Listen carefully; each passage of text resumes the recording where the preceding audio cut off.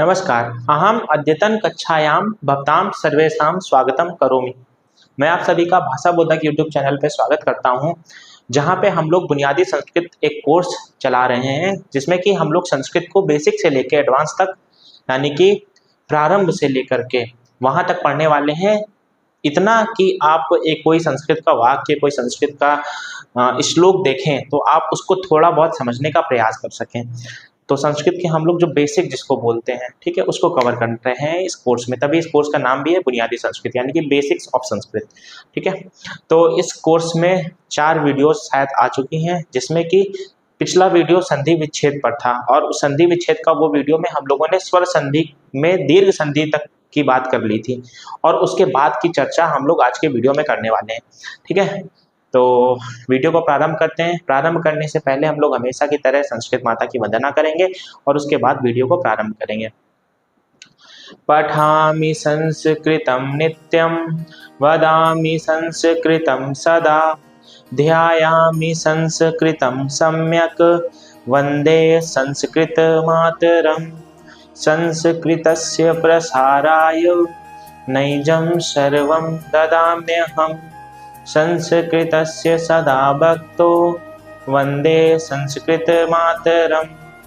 संस्कृतस्य कृते जीवन, संस्कृतस्य कृते यजन, आत्मानमाहुतं मन्ये, वन्दे संस्कृतमातरम्, वन्दे संस्कृतमातरम्।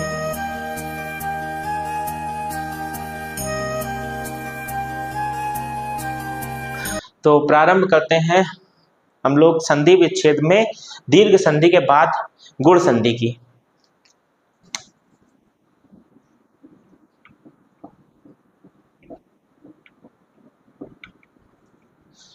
तो हम लोगों ने दीर्घ संधि पढ़ी थी और दीर्घ संधि के सूत्र को भी हम लोगों ने जाना था। सिर्फ जाना था कि सूत्र है क्या, सूत्र का व्याख्या या फिर सूत्र का अर्थ हम लोगों ने नहीं समझा था। और उसी प्रकार हम लोग गुण संधि के सूत्र को सिर्फ जानेंगे क्या होता है, और उसकी व्याख्या पे हम लोग फिर कभी चर्चा कर रहे होंगे। लेकिन मैंने आपको पहले भी कहा था, सूत्र को ना जानने का अर्थ ये नहीं होगा कि आपको संधि समझ नहीं आएगी, आपको संधि फिर भी मैं समझा दूंगा। ठीक है, तो उसी प्रकार गुण संधि का जो सूत्र होता है उसको हम लोग बोलते हैं आद गुणा।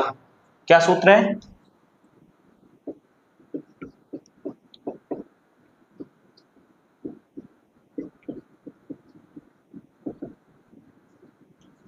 सूत्र है आद गुणा। सूत्र का अर्थ क्या होता है हम लोग भविष्य में कभी इस पे चर्चा अवश्य करेंगे, लेकिन फिलहाल के लिए हम लोग समझते हैं गुण संधि होती क्या है।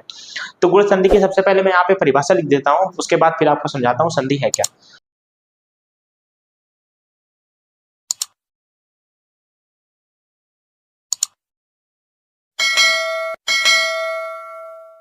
तो मैंने यहाँ पे परिभाषा लिख दी है। परिभाषा क्या लिखी हुई है?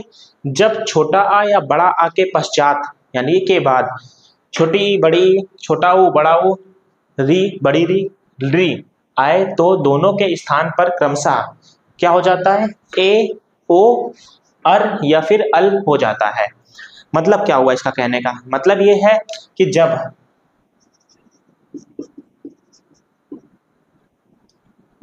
जब छोटा आ या बड़ा आ हो और उसके बाद ई या बड़ी ई आ जाए तो क्या हो जाएगा? ए हो जाएगा। ठीक है,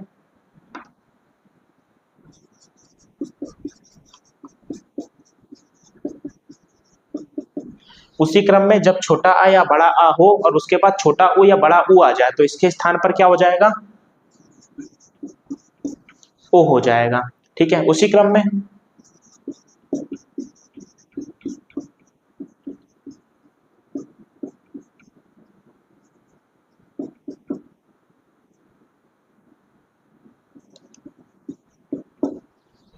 जब छोटा आ या बड़ा आ के पश्चात री या बड़ी री हो तो उसके स्थान पर अर हो जाएगा।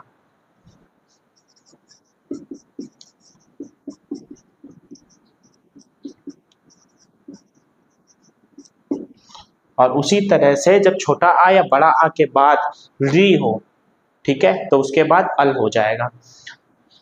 उदाहरण से समझेंगे तो और ज्यादा अच्छे से समझ में आएगा। ठीक है, तो मैं एक एक का उदाहरण आपको ले लेकर के समझाता हूँ। ठीक है, सबसे पहले हम लोग लेते हैं ये जो पहला नियम हमारे पास लिखा हुआ है। पहला नियम क्या है, जब छोटा आ या बड़ा आ के पश्चात छोटी ई या बड़ी ई आए तो दोनों के स्थान पर ए हो जाता है। ये परिभाषा में असल में 4 प्रकार के नियमों को मिला करके लिखा गया है और मैं आपको 4 प्रकार के जो नियम हैं उनके उदाहरण अलग अलग समझाने का प्रयास कर रहा हूँ। तो पहले नियम का उदाहरण हम लोग समझेंगे। छोटा आ या बड़ा आ के बाद जब छोटी ई या बड़ी ई आती है तो उसके स्थान पर ए हो जाता है। जैसे उदाहरण,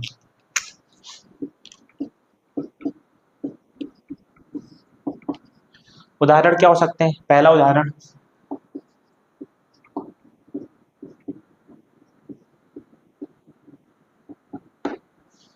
उप और इंद्र। उप और इंद्र को मिलाएंगे तो क्या बनेगा, उपेंद्र। उप इंद्र को मिलाया गया तो उपेंद्र बना। कैसे बना, तो यहाँ पे गुण संधि हो रही, पहचानेंगे कैसे, ध्यान से देखिए।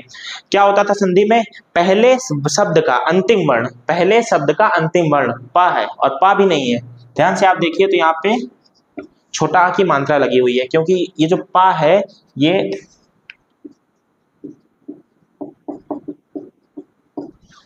प प्लस आ है, प प्लस आ है ना, प धन आ है।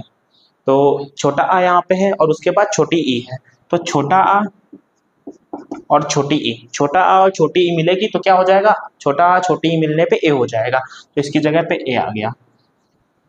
तो दोनों को स्थान पर क्या हो जाता है, ए हो जाता है। तो देखिए ये जो पा है इस पे ए की मात्रा लग गई और ये बन गया उपेंद्र। मुझे उम्मीद है आपको बात समझ आ रही होगी। इसी प्रकार से एक और उदाहरण,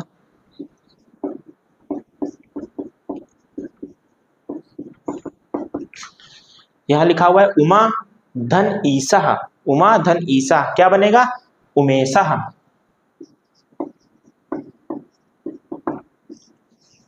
क्या बनेगा, उमेशा। कैसे बनेगा उमेशा, यहाँ पे देखिए बड़ा आ की मात्रा है और यहाँ पे देखिए बड़ी ई लिखी हुई है, तो बड़ा आ और बड़ी ई, बड़ा आ और बड़ी ई मिलकर के क्या बन जाएंगे, ए बन जाएंगे। बड़ा आ और बड़ी ई मिलकर के बन जाएंगे ए।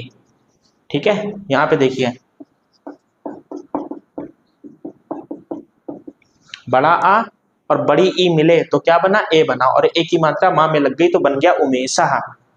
बात समझ आ रही कि नहीं आ रही। ठीक है, अगले नियम को देखते हैं। अगला नियम है, छोटा आ या बड़ा आ के बाद जब छोटा ऊ या बड़ा ऊ आता है तो वहां पे ओ हो जाता है। उदाहरण,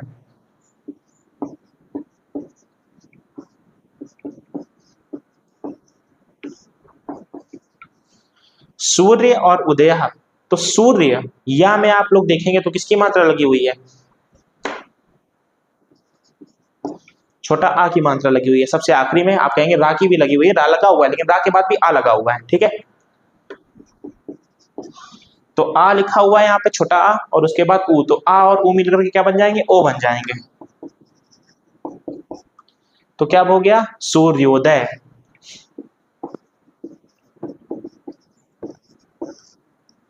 सूर्य और उदय मिलकर के बन गया सूर्योदय। ठीक है, इसी प्रकार से एक और उदाहरण,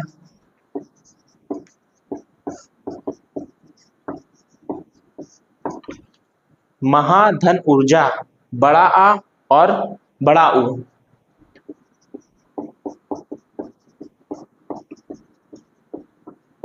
मिलकर के ओ, तो महोर्जा।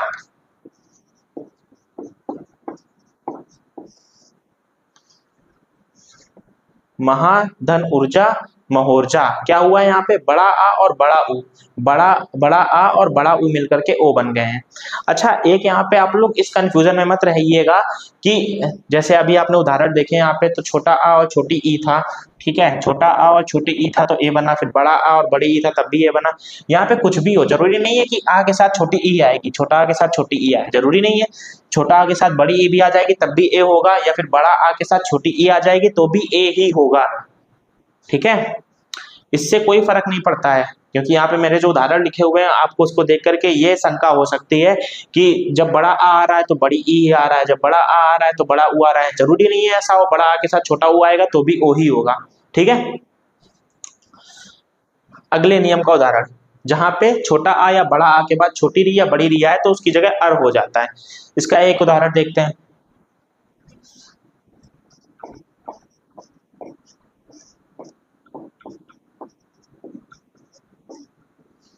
वसंत धन ऋतु हो।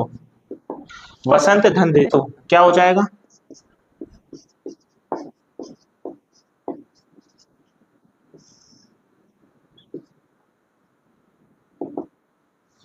वसंत ऋतु, वसंत ऋतु, सॉरी यहाँ पे इस पे लगेगी, वसंत ऋतु। क्या हुआ यहाँ पे, ध्यान से देखिए, यहाँ पे छोटा आ है और ये री की मात्रा है, तो मिल करके बन जाएगा यहाँ पे अर। अर कहाँ पे जुड़ेगा, ता पे जुड़ेगा, ता पे जब अर जुड़ेगा तो वो ऊपर लग जाएगा, ऊपर उड़ंतरा लग जाएगा, उड़ंतरा लग जाएगा, ठीक है। तो यहाँ बन जाएगा वसंत ऋतु, ठीक है। मुझे उम्मीद है आपको ये समझ में आ रहा होगा। यहाँ पे छोटा आ और री मिल करके अर हुआ है, तो जब ता में अर मिलाया जाएगा, ठीक है, ध्यान से समझिए। यहाँ पे ता में अर मिलाया गया, और अर कैसा है, रा आधा है उसमें से, ठीक है। जब रा आधा है तो ये आगे वाले शब्द, आगे वाले अक्षर में जो भी आगे है, जैसे यहाँ पे ता है तो इस ता के ऊपर जाकर के ये ऊपर जो रा की मात्रा लगती है ये लग जाएगी, तो ये बन जाएगा वसंत ऋतु, ठीक है। मुझे उम्मीद है आपको ये बातें समझ आ रही होंगी। इसके बाद एक इस नियम का भी उदाहरण देख लेते हैं, जहाँ पे छोटा आ या बड़ा आ के बाद ली आए तो उसकी जगह अल हो जाता है। उदाहरण है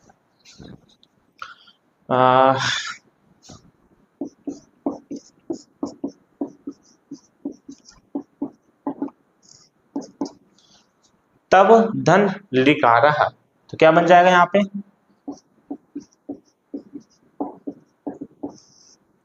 तवल्लकारः, तवल्लकारः, तब धन लिकारः, तवल्लकारः। कैसे हुआ, छोटा आ, यहाँ पे देखिए छोटा आ की मात्रा लगी हुई है, उसके बाद यहाँ पे ली लिखा हुआ है, तो ये मिलकर के हो जाएगा अल। अल में ला के नीचे हलंत है, इस वजह से आधा ला आया है। हलंत का मतलब आधे अक्षर से होता है, तो तवल्लकारः, ठीक है। तो मुझे उम्मीद है आपको गुण संधि जो है समझ आ गई होगी। इसके अलावा मैं वीडियो के अंत में कुछ आपको गृह कार्य के लिए संधि और संधि विच्छेद दूंगा, तो आप उसको करके भी रखिएगा। तो इसको हटा देते हैं यहाँ से, फिर उसके बाद अगली संधि प्रारंभ करते हैं, जिसका नाम है यड़ स्वर संधि। अगली संधि का नाम है यड़ स्वर संधि।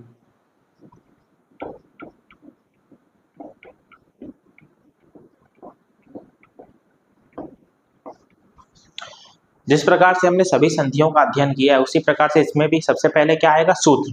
तो यड़ संधि का जो सूत्र होता है वो होता है इको यड़चि।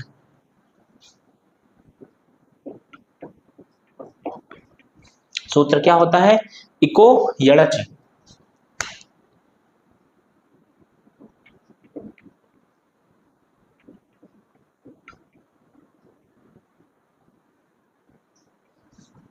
इको यड़चि सूत्र को मैंने जैसा आपकी बताया, हम लोग कभी और अध्ययन करेंगे। हम लोग चलते हैं यड़ स्वर संधि की परिभाषा पे।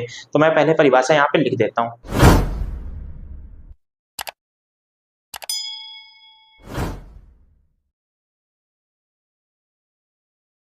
तो यड़ संधि की परिभाषा हमारे सामने लिखी हुई है। क्या लिखा हुआ है, जब छोटी ई या बड़ी ई, छोटा ओ या बड़ा ऊ, छोटी री या बड़ी री या फिर री के बाद कोई असमान स्वर आए, कोई असमान स्वर। असमान स्वर का मतलब समझिए, इसके बाद जरूरी नहीं कि छोटा आ या बड़ा आ ही आए, कोई भी, जैसे कि ई के बाद ऊ आ जाए, ठीक है, ऊ के बाद आ जाए, ई के बाद आ जाए, मतलब कोई भी असमान स्वर है। असमान स्वर का मतलब है कि अगर ई या बड़ी ई है तो उसके बाद ई या बड़ी ई के अलावा जितने भी स्वर है उनमें से कुछ आ जाए, या फिर ऊ या बड़ा ऊ है तो उसके अलावा ऊ या बड़ा ऊ के अलावा कोई स्वर जो है वो आ जाए, तो उनके स्थान पर क्या होता है, छोटी ई या बड़ी ई आ रही होगी तो उसके स्थान पर या हो जाएगा, और या पूरा नहीं आधा या, हलंत लगा हुआ है नीचे। उसी प्रकार छोटा ऊ या बड़ा ऊ के स्थान पर वा, री या बड़ी री के स्थान पर रा, और री के स्थान पर ल हो जाता है। ये सारे जो यहाँ पे व्यंजन लिखे हुए हैं सारे आधे लिखे हुए हैं, सबके नीचे हलंत लगा हुआ है। और क्योंकि ये आधे व्यंजन है तो क्या होता है, और ये व्यंजन अगले स्वर में मिल जाते हैं, जो भी अगला स्वर होगा उस पर मिल जाएंगे। मैं उदाहरण से समझाता हूँ यहाँ पे हो क्या रहा है, ठीक है। तो उदाहरण नंबर 1,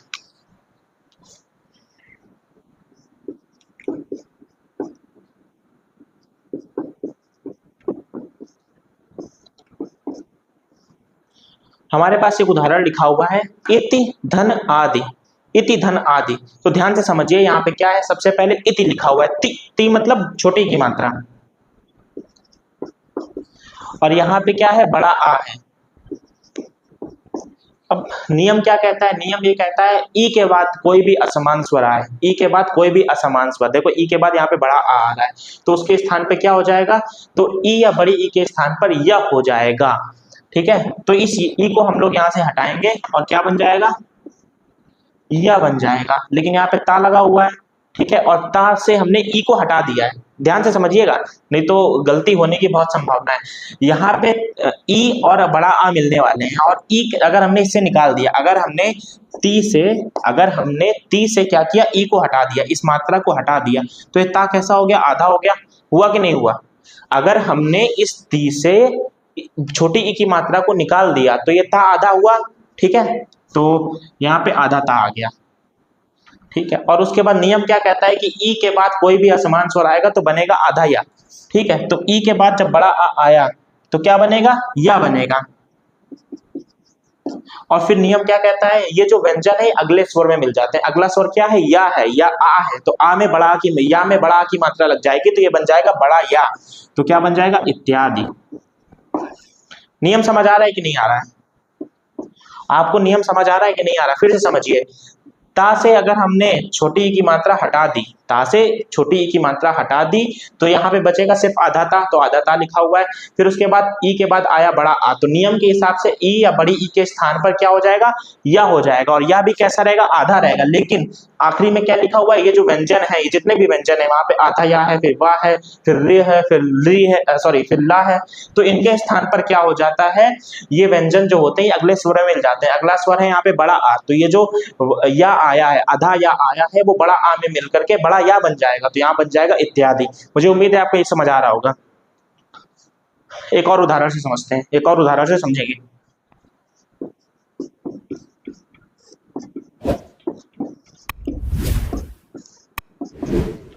अगला उदाहरण, प्रति धन एकम। फिर से समझिए, ति यानी कि छोटी की मात्रा लगी हुई है, फिर उसके बाद क्या है, असमान स्वर यानी ए आ गया, तो ई के बाद कोई असमान स्वर आए तो क्या हो जाएगा, या हो जाएगा, या हो गया। कैसा या हुआ, आधा या हुआ, लेकिन अगला स्वर क्या था, यहाँ पे ए था, तो ये आधा ना रह करके इस पे एक ही मात्रा लग जाएगी। अब हम लोग अगर संधि बनाए तो ये लिखा हुआ है प्रतिधन एकम, प्रतिधन एकम, ता से अगर हमने छोटी ई हटा दी तो कैसा ता बचा, आधा ता बचा, तो यहाँ हो जाएगा आधा ता। फिर उसके बाद ई और ए मिलकर के बन गए ये, और बचा कम, तो प्रत्येकम, प्रत्येकम, प्रत्येकम। समझ आ रही कि नहीं आ रही बात आपको? समझ आ रही है। अगला अगला उदाहरण,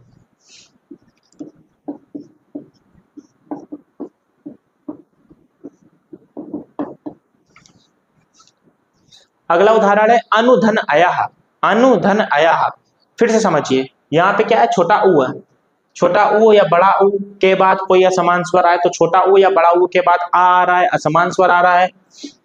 छोटा ऊ के बाद क्या आ रहा है, छोटा आ रहा है, यानी असमान स्वर आ रहा है। और जब असमान स्वर आएगा तो छोटा ऊ या बड़ा ऊ के स्थान पर आधा वा हो जाएगा, तो आधा वा हो जाएगा तो यहाँ क्या बन जाएगा, यहाँ वा बन जाएगा, यहाँ वा बन जाएगा। और ये जो वा बना है वो अगले व्यंजन, ये जो व्यंजन बना ही अगले स्वर में मिल जाएगा। अगला स्वर है यहाँ पे छोटा आ, तो इससे हलंत हट जाएगा और ये बन जाएगा पूरा वा। बात समझ आ रही कि नहीं आ रही? अब क्या हुआ, जब हमने ना से छोटा ऊ हटा दिया तो कैसा ना बचा, आधा ना बचा। जब हमने ना से ऊ हटा दिया तो यहाँ बचा आधा ना, फिर उसके बाद ऊ और आ मिलकर के बन गए वा, और यह जो है वो ऐसे ही लिखा रहेगा, तो हो गया अन्वयः, अन्वयः। बात समझ आ रही कि नहीं आ रही है? मुझे उम्मीद है ये सारी बातें जो मैं आपको समझाने का प्रयास कर रहा हूँ, ये आपको सारी बातें समझ आ रही होंगी। अगर आपका कोई भी डाउट रह जाता है, कोई भी आप कहीं पे भी शंका, थोड़ी सी भी समस्या होती है, तो तुरंत आप कमेंट सेक्शन में आप मुझे मैसेज कर सकते हैं, फिर मेरे इंस्टाग्राम आईडी पे, ठीक है, जिसका लिंक डिस्क्रिप्शन में दिया होगा, चैनल के अबाउट सेक्शन में आपको मिल जाएगा, वहां पे मुझसे कांटेक्ट कर सकते हैं, ठीक है। एक और उदाहरण, इसी संधि का एक और उदाहरण देखते हैं।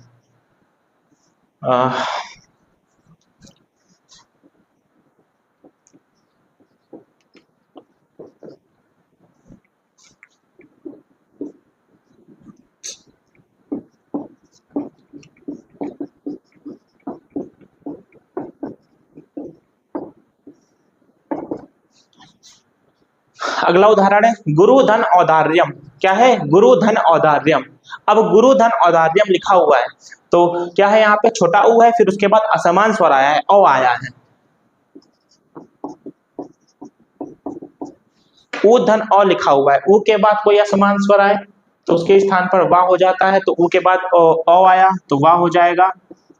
और कैसा वाह होगा? आधा वाह होगा। लेकिन अगला स्वर यहाँ पे क्या है? औ है। तो व्यंजन जो होता है वो अगले स्वर में मिल जाता है, तो ये वाह आधा ना रह करके इस पे औ की मात्रा लग जाएगी। तो क्या बन जाएगा यहाँ पे? ऊ प्लस औ मिलकर के, ऊ धन औ मिलकर के हो गया वो। और ये जो यहाँ पे रा है, रा में से जब हमने ऊ हटा दिया तो रा कैसा हो गया? आधा हो गया। तो ये बनेगा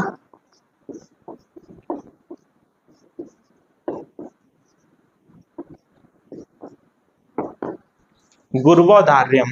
क्या बनेगा? गुर्वोधार्यम।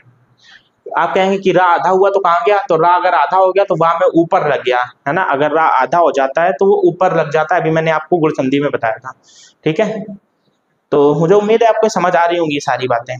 इसके अलावा और एग्जांपल देख लेते हैं। अब हम लोग री और बड़ी री के एग्जांपल देख लेते हैं। तो इसको मैं हटा देता हूँ।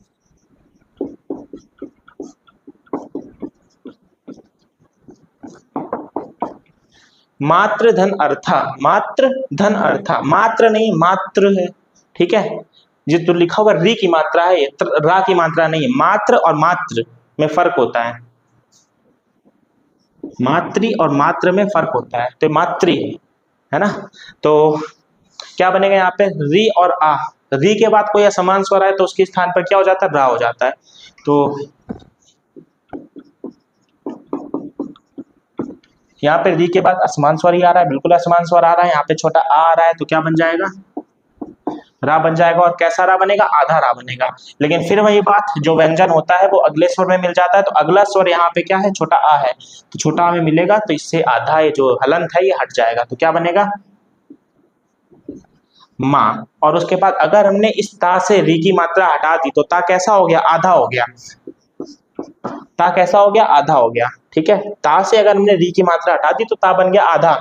और फिर उसके बाद इसके बाद क्या आ रहा है? आधा रा आ रहा है ना। आधा रा भी तो आ रहा था यहाँ पे, और आधा रा क्या? अब तो पूरा रा हो गया है ना। तो ता में जब रा मिलता है तो क्या बन जाता है? तरा बन जाता है। बन जाता है कि नहीं बन जाता है? तो ये बन जाएगा मात्र था। मात्र था कैसे बना? फिर से एक बार समझिए। ये ता था, ता से हमने री हटाई तो बना क्या? आधा था। ठीक है, और फिर उसके बाद रा कहाँ से आया? तो नियम ये कहता है जब री के बाद कोई असमान स्वर आए, री के बाद असमान स्वर यानी छोटा आ आया तो क्या बनेगा? रा बनेगा। रा बनेगा, ठीक है, आधा रा बनेगा। लेकिन वो जो व्यंजन बनेगा, जैसे यहाँ पे आधा रा बना, वो अगले स्वर में मिल जाएगा। अगला स्वर यहाँ पे छोटा आ है, तो रा जब छोटा आ में मिल गया तो पूरा रा बन गया, यानी इससे हालंत हट गया। फिर ये जो रा है ये इस ता के साथ मिला तो ता और रा मिलकर के त्रा बन गया, वो त्रा यहाँ पे आया और मिल करके बन गया मात्र था। मुझे उम्मीद है आपको ये समझ आ रहा होगा। समझ आ रहा है तो वीडियो को लाइक करिए, समझ आ रहा है तो अभी के अभी वीडियो को लाइक करिए।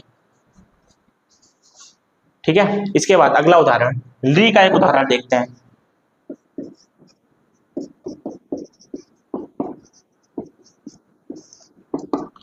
री धन आकृति, री और उसके बाद असमान स्वर आ रहा है, री और उसके बाद असमान स्वर यानी बड़ा आ रहा है, तो इसके स्थान पर क्या हो जाएगा? ला हो जाएगा। ला कैसा होगा? आधा होगा। लेकिन फिर वही बात, व्यंजन अगले स्वर में मिल जाता है। अगला स्वर है यहाँ पे बड़ा आ, तो ला में बड़ा की मात्रा लग जाएगी और ये बन जाएगा बड़ा ला। ला में बड़ा की मात्रा लग जाएगी तो बन जाएगा बड़ा ला, और मिल करके यहाँ पे बन जाएगा लाकृति।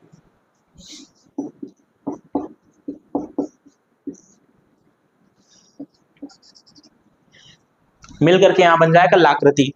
मुझे उम्मीद है आपको ये यड़ संधि जो है पूरी तरह समझ आ गई होगी।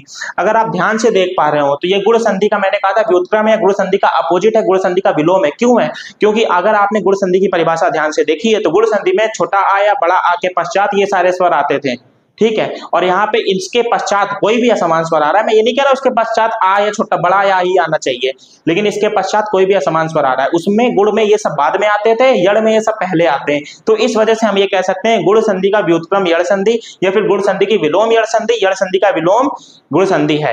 ठीक है, बात समझ आ रही है कि नहीं आ रही है? अब हम लोग चलते हैं इसके बाद अगली संधि पे। अगली संधि का नाम क्या है? वृद्धि स्वर संधि। अब हम लोग बढ़ते हैं वृद्धि स्वर संधि की ओर। तो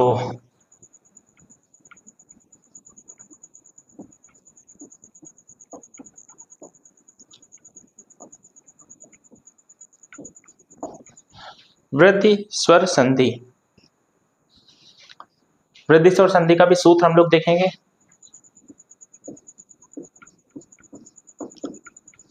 वृद्धि स्वर संधि का सूत्र होता है वृद्धि रेच। क्या होता है? वृद्धि रेच।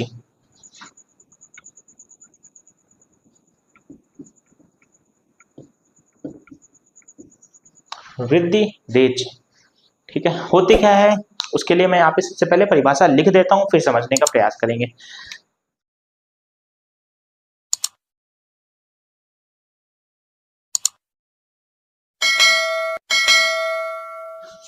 तो वृद्धि संधि की परिभाषा मैंने लिख दी है। क्या है परिभाषा, एक बार पढ़ते हैं। जब छोटा आ या बड़ा आ के पश्चात, यानी छोटा आ या बड़ा आ के बाद ए या ए में से कोई एक, है ना, ए या ए आए तो दोनों मिलकर ए हो जाएंगे।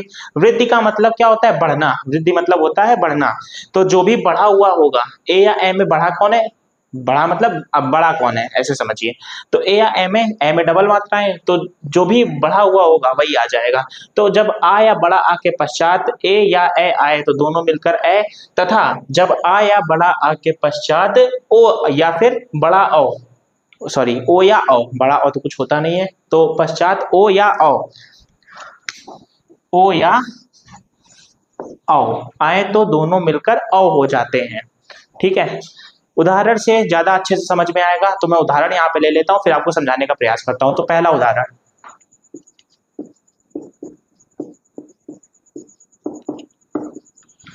उदाहरण, ले लेते हैं एक।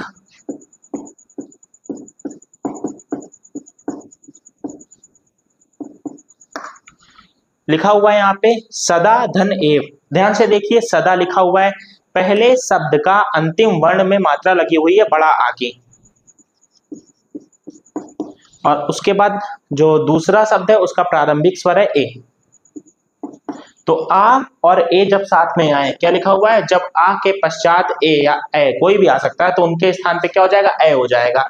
तो ये आ और ए मिलकर के बन जाएंगे ए। आ और ए मिलकर के बन गए ए, और ए की मात्रा लग जाएगी दा में। तो क्या बन गया? सदैव। सदा धन एव सदैव, ठीक है। अगला उदाहरण समझते हैं।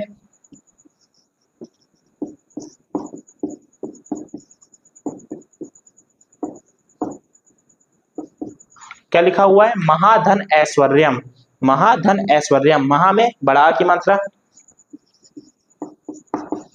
ऐश्वर्यम में ए की मात्रा, तो आ और ए मिलकर के हो जाएंगे ए, ठीक है। तो बन जाएगा महेश्वर्यम।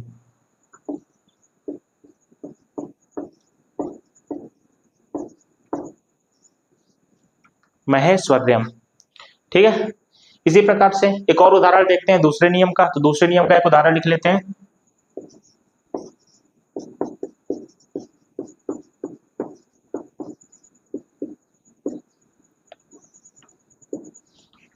लिखा हुआ है मम धन औषधालय। मम धन औषधालय, मम में छोटा की मात्रा, उसके आगे आया है औ। नियम क्या लिखा हुआ है? जब आ या बड़ा आ के बाद ओ या औ आए तो दोनों मिलकर औ हो जाते हैं। तो आया औ के आया तो साथ में हो जाएगा यहाँ पे औ। तो क्या बन जाएगा? माँ में औ की मात्रा लगा दीजिए तो बन जाएगा ममौषधालय।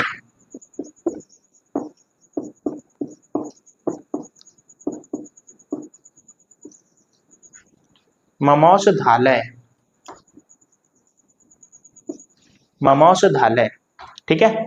इसी तरह से एक और उदाहरण देखते हैं।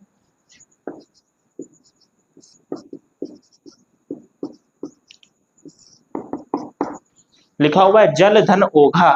जल धन ओघा, आ फिर उसके बाद ओ आ रहा है, तो जब आ के बाद ओ आए, आ के पश्चात ओ आए तो दोनों मिलकर औ हो जाते हैं। तो बन जाएगा यहाँ पे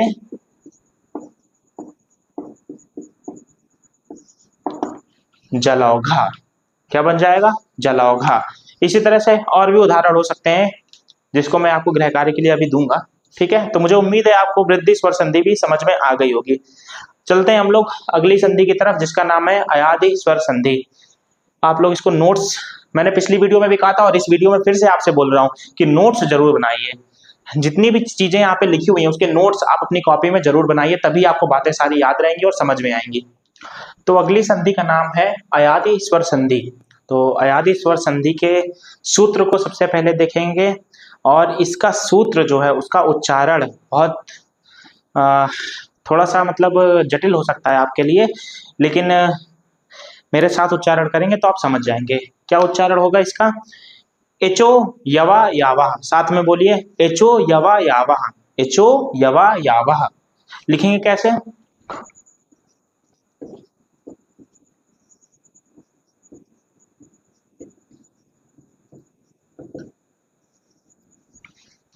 एचो यवा यावह। क्या लिखा हुआ है? एचो यवा यावह। इसका उच्चारण मैं बार बार इसलिए कर रहा हूं ताकि आप इसको शुद्ध उच्चारित कर पाए। एचो यवा यावह, ठीक है। अब मैं इसकी परिभाषा एक बार यहाँ पे लिख देता हूं, और उसके बाद फिर अयादि स्वर संधि को समझने का प्रयास करेंगे।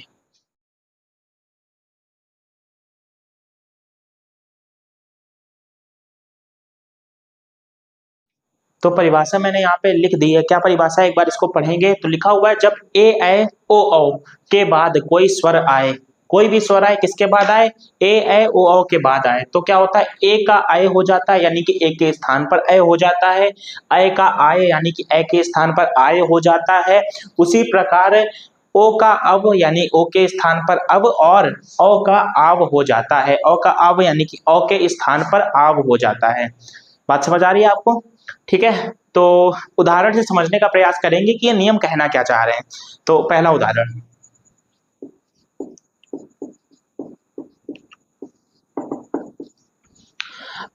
हमारे पास हो सकता है,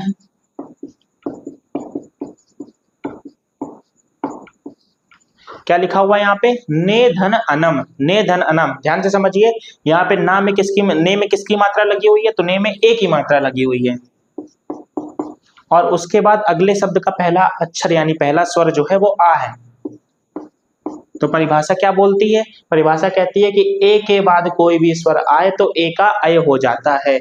ए के बाद कोई भी स्वर आए तो उसका अय हो जाएगा। तो यहां से ए की मात्रा हटेगी और क्या बन जाएगा? नय। ए की मात्रा हटी और अय आया। क्या आया? अय आया। तो अय जब आया तो क्या बन गया? नय नम।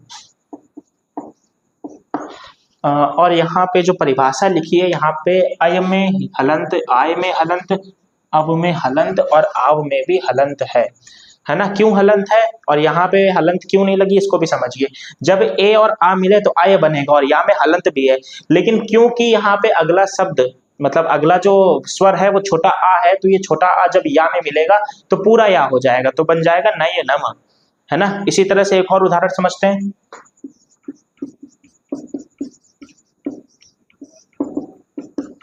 लिखा हुआ है हमारे पास, गय धन अकह। गय में अय की मात्रा है, और उसके बाद क्या आया है? छोटा आ आया है। तो जब अय के बाद कोई भी स्वर आए तो अय का आय हो जाता है। क्या हो जाता है? आय हो जाता है, जिसमें या क्या है? अभी आधा है, लेकिन या जब इस आ के साथ मिलेगा तो पूरा हो जाएगा और बन जाएगा गायकः। क्या बन जाएगा? गायकः। एक और उदाहरण लेते हैं। अब ओ का उदाहरण एक ले लेते हैं। तो ओ का उदाहरण हमारे पास हो सकता है,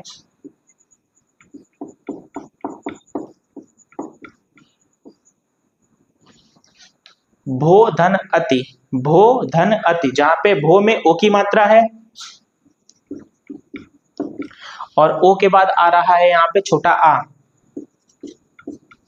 तो जब ओ के बाद छोटा आ रहा है, कोई भी स्वर आ रहा है, तो ओ का क्या हो जाएगा? अब हो जाएगा।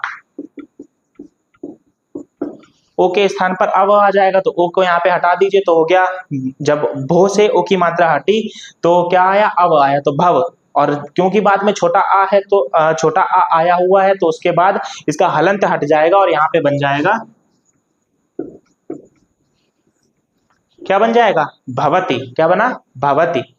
बात समझ आ रही कि नहीं आ रही है? एक और उदाहरण लेते हैं अब हम लोग, औ का उदाहरण ले लेते हैं। तो औ का उदाहरण हमारे पास हो सकता है,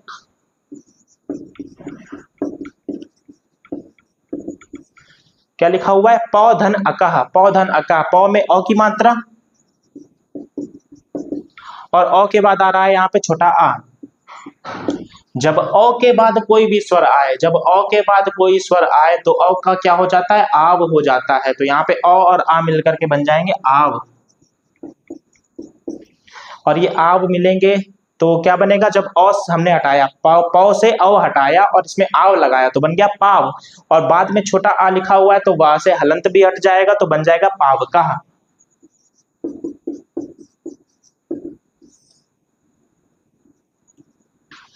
क्या बन जाएगा, पाव का।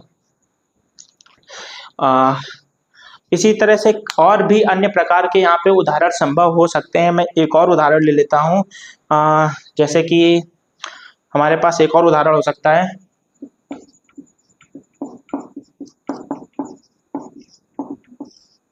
अभी तक देखिए सब में छोटा आ ही आ रहा था, मैंने इसलिए एक और उदाहरण लिया जहाँ पे बाद में ई भी आ रहा है। तो यहाँ पे देखिए नौ धन इकाह लिखा हुआ है, क्या आ रहा है, नौ धन इकाह। तो औ और अ के बाद क्या आ रहा है, ई आ रहा है। अ के बाद छोटी ई आ रही है। नियम क्या था, अ के बाद कोई भी स्वर आए, कोई भी स्वर आए यानी छोटी ई भी आ सकता है तो क्या होता है, अव का आव हो जाता है। तो यहाँ क्या बन जाएगा, अ की मात्रा हटाइए और यहाँ पे लगाइए आव, आव। लेकिन क्या आव आएगा, नहीं, आव नहीं आएगा। क्यों, क्योंकि यहाँ पे जो है छोटी ई है, तो जब छोटी ई मिलेगी तो ये आव में छोटी ई लग जाएगी तो ये बन जाएगा नाविकः। नाविकः, यहाँ पे छोटी ई लग जाएगी तो बन जाएगा नाविकः। ठीक है। और यहाँ पे भी हमें हलंत लगाने की अब आवश्यकता नहीं है, वो बस मैंने समझाने के लिए आपको बताया था कि जब आएगा तो हलंत होगा। लेकिन क्योंकि सब में छोटा आ है तो हलंत लगाने की आवश्यकता हमें है नहीं। जैसे यहाँ पे बन गया अ धन ई मिलकर के आ भी, तो क्या हो गया, नाविका। ठीक है। इसी प्रकार से और भी अन्य उदाहरण हो सकते हैं। अब हम लोग चलते हैं अगली संधि पे जिसका नाम है पूर्व रूप स्वर संधि। और पूर्व रूप स्वर संधि को पढ़ने से पहले मैं आपको एक बात बता दूं कि जो पूर्व रूप स्वर संधि है वो अयादि संधि के अपवाद के रूप में जानी जाती है ना। क्यों अपवाद के रूप में जानी जाती है वो तो अभी आप जब पढ़ेंगे तो आपको पता चल जाएगा। मैं थोड़ा सा यहाँ पे बता देता हूँ कि यहाँ पे आप देख रहे होंगे ए के बाद क्या आ रहा है, कोई भी स्वर आ रहा है तो क्या बन जा रहा है, उसका अय बन जा रहा है। ठीक है। और जब ओ के बाद आ रहा है तो उसका अव बन जा रहा है। सेम यही काम पूर्व रूप में होता है, लेकिन नियम ये नहीं लगता, वहां पे अय और अव नहीं बनता है, कुछ और बनता है। जो बनता है वो अभी हम लोग नियम में अध्ययन करेंगे।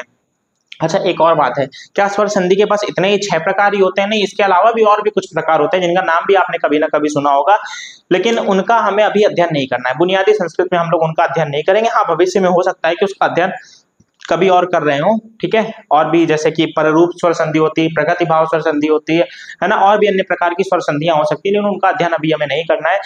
और पूर्व रूप भी मैं क्यों ही पढ़ा रहा हूँ, बस उसका कारण ये है कि छोटी क्लासेस में जो जूनियर क्लासेस होती है वहां पे थोड़ा बहुत पूर्व रूप स्वर संधि के बारे में बता देते हैं, तो इस वजह से मैं आपको बता रहा हूँ। बाकी उसको आप नहीं भी जानेंगे तो अयादि संधि तक अगर आप जान लेते हैं तो भी आपने संधियों को बहुत स्वर संधि को बहुत ज्यादा गहराई से समझ लिया है। ठीक है। लेकिन फिर भी मैं पूर्व रूप स्वर संधि पढ़ा देता हूँ। तो प्रारंभ करते हैं अगली संधि जिसका नाम है पूर्व रूप स्वर संधि।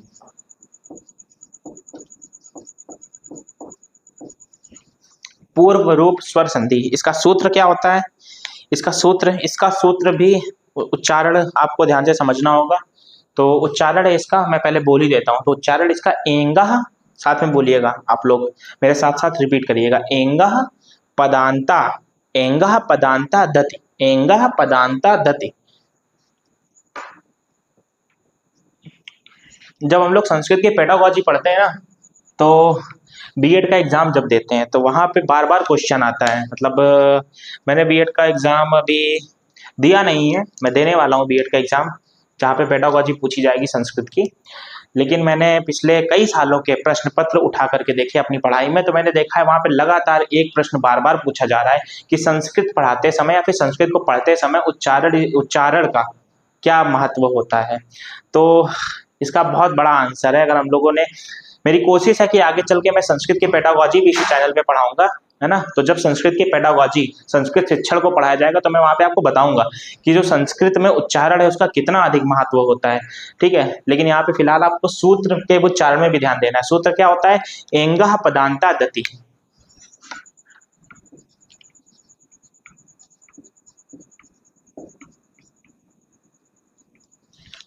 एंगा पदांता दति। बार बार आप लोग जब रिपीट करेंगे ना, बोलने का प्रयास भी करेंगे तो आप धीरे धीरे शुद्ध उच्चारण करने लगेंगे। ठीक है, संस्कृत में शुद्ध उच्चारण का बहुत अधिक महत्व है। परिभाषा में लिख देता हूं, उसके बाद चर्चा करेंगे।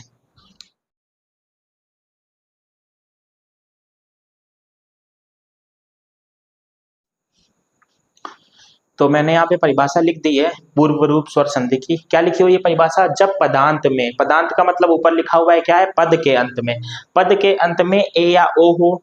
ध्यान से समझिएगा, अयादि में ए और ओ भी होता था, लेकिन पूर्व रूप में सिर्फ ए और ओ है। तो ए या ओ हो और उसके बाद छोटा आ आए। फिर से समझिएगा, अयादि में बड़ा आ भी आता था, यहाँ पे क्या है, सिर्फ छोटा आ आए तो आ का लोप हो जाता है। आ का लोप होकर के उसका पूर्व रूप हो जाता है, और पूर्व रूप हो जाता है। इसके बाद मैंने यहाँ पे एक चीज नहीं लिखी, ये पूर्व रूप हो जाता है। पूर्व रूप होने का मतलब है वहां पे अवग्रह का चिन्ह आ जाता है। ये जो चिन्ह है, इस चिन्ह को हम लोग अवग्रह के नाम से जानते हैं। किस नाम से जानते हैं? अवग्रह के नाम से जानते हैं। ठीक है, हाँ, मतलब ऐसा ही कुछ बनता है। अब थोड़ा सा अगर और अच्छे से इसको बनाया जाए तो ये ऐसे कुछ होगा, ऐसे कुछ दिखता है। ठीक है, तो अयादि संधि और पूर्व रूप स्वर संधि में फर्क क्या है? तो अयादि संधि में होता था कि किसी भी मतलब कोई भी जो पहला शब्द लिखा हुआ है उसके बाद उसमें ए ओ, ए ओ औ हो, और उसके बाद छोटा आ या बड़ा आ जाए तो वहां पे ए आए अब आब हो जाता था। लेकिन यहाँ पे क्या होता है, लोप हो जाता है। हम लोग पहचानेंगे कैसे? तो यहाँ पे बस एक शब्द पे आप गौर करिए, पदांत पे। अयादि संधि में पदांत नहीं होते हैं, इसमें पदांत होते हैं। पदांत का मतलब होता है कोई पद, कोई पद।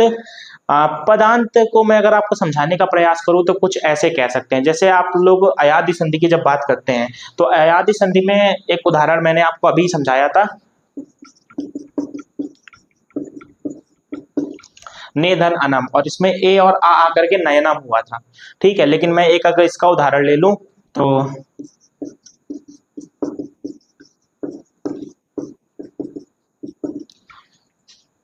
यहाँ पे लिखा हुआ है सर्वे धन अपि। अब यहाँ पे हम लोग सर्वैया भी नहीं कर देंगे, क्योंकि ये जो है ये पूर्व रूप स्वर संधि है और ये जो है अयादि संधि है। कैसे पहचानेंगे? तो ये देखिए, ये एक पद है, ये एक पद है। पद का मतलब होता है, समझ लीजिए, जिनके आप शब्दरूप कर सकते हैं।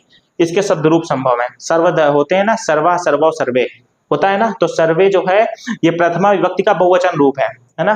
तो जब पद आए तो पद के अंत में अगर ए आ रहा है और उसके बाद आ रहा है तो क्या होता है, वहां पे आ का लोप हो जाता है। आ का लोप हो जाता है और उसका पूर्व रूप हो जाता है। तो क्या बन जाएगा यहाँ पे? सर्वेपि, सर्वेपि।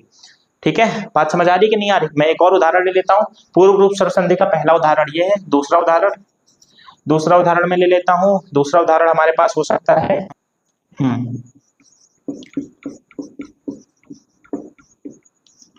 लिखा हुआ है यहाँ पे को धन अत्र, को धन अत्र। ध्यान से समझिए, ओ के बाद छोटा आ रहा है, ओ के बाद छोटा आ रहा है,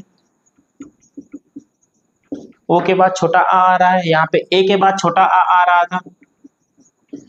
सिर्फ ये नहीं देखना कि ए के बाद छोटा आ रहा है या फिर ओ के बाद आ रहा है। जो यहाँ पे लिखा है वो पदांत है कि नहीं है? तो को भी एक पदांत है। तो ओ और आ मिलेगा तो क्या हो जाएगा? लोप हो जाएगा। छोटा आ का लोप होकर के अवग्रह का चिन्ह यानी कि पूर्व रूप हो जाएगा। तो ये बन जाएगा गोत्र, गोत्र। मुझे उम्मीद है आपको ये सारी जितनी संधियां हैं, ये आपको सारी संधियां समझ में आ गई होंगी। अगर आपको किसी संधि में कोई प्रश्न है तो कमेंट सेक्शन में आप वो प्रश्न मुझसे पूछ सकते हैं, या फिर डिस्क्रिप्शन में और चैनल के अबाउट सेक्शन में मेरे इंस्टाग्राम चैनल का जो लिंक है, और यहाँ पे भी आपको इंस्टाग्राम चैनल का यूजर नेम जो है, इंस्टाग्राम पेज का यूजर नेम है, वो आपको यहाँ पे दिख रहा होगा। आप मुझसे वहाँ पे मैसेज करके पूछ सकते हैं। ठीक है, इसके बाद गृह कार्य में आपको दे देता हूँ थोड़ी बहुत संधियां जिनके विच्छेद आपको करने हैं, उनको करके आप उसकी प्रैक्टिस, एक उसका अभ्यास करने का प्रयास करिएगा। और फिर से मैं वीडियो के लास्ट में आपसे बोल रहा हूँ कि नोट्स जरूर बनाइएगा। ठीक है, अभी गृह कार्य की जो तस्वीर है वो आपके सामने लग करके आ जाएगी यहाँ पे, है ना। तो मिलते हैं हम लोग फिर से अगली कक्षा में। ग्रामे ग्रामे नगरे नगरे विलसतु संस्कृत वाणी, सदने सदने जन जन वदने जयतु चिरम कल्याणी। सत्य शील सौंदर्य समीरा ज्ञान जलागति सारा। छल छल कल कल प्रवहतु दिशि दिशि पावन संस्कृत धारा। पावन संस्कृत धारा, पावन संस्कृत धारा।